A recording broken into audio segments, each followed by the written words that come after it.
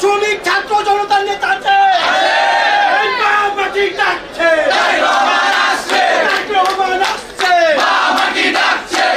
বিগত 17 বছর দেশে এক অন্ধকার এবং মানুষের মনে, আমাদের নেতাকর্মীদের মনে কোনো আনন্দ ছিল না।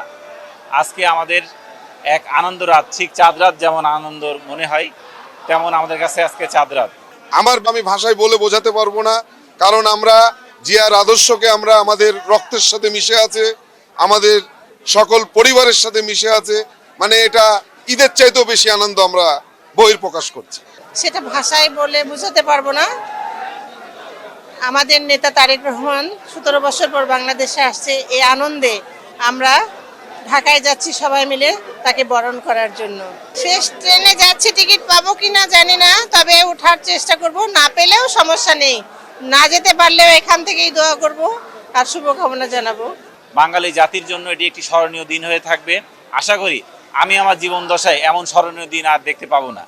এটাই সবচেয়ে স্মরণীয় দিন।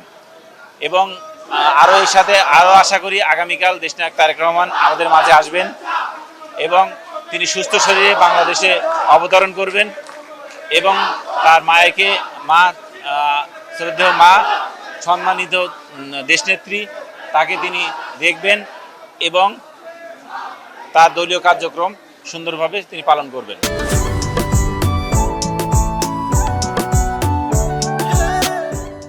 দীর্ঘ 17 বছর বিএনপির নেতাকর্মীরা, শহীদ জিয়া সৈনিকেরা অনেক সময় ফ্যাসিবাদের সময় আমাদের ট্রেন বন্ধ করে দেওয়া হয়েছিল, বাস বন্ধ করে দেওয়া হয়েছিল।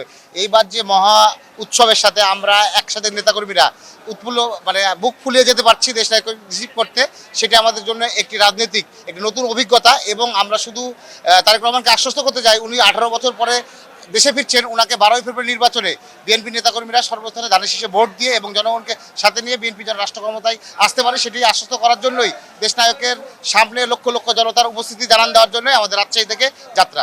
17-18 বছর পরে আমাদের বাংলাদেশের কান্ডারি ভারপ্রাপ্ত চেয়ারম্যান সাহেব আমাদের মাঝে এই বাংলাদেশে আসছেন।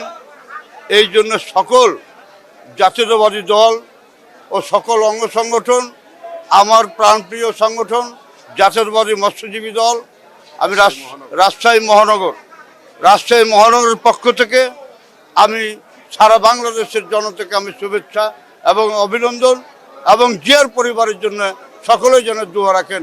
আসসালামু আলাইকুম। স্বদেশ প্রত্যাবর্তনে আমাদের নেতা জনাব তারেক রহমান সাহেব আসাতে শুধু বাংলাদেশ জাতীয়তাবাদী দল এবং অঙ্গ সংগঠন নয়, বাংলাদেশের জনগণ সকল স্তরের এবং আমার রাজশাহী মহানগরের আমরা যেটা দেখছি, সকল প্রকারের মানুষের যে একটা উৎসব এবং আনন্দ এবং সকল প্রকারের কষ্ট উপেক্ষা করে আজকে আমরা ঢাকায় যাচ্ছি, ঢাকায় সমবেত হচ্ছি।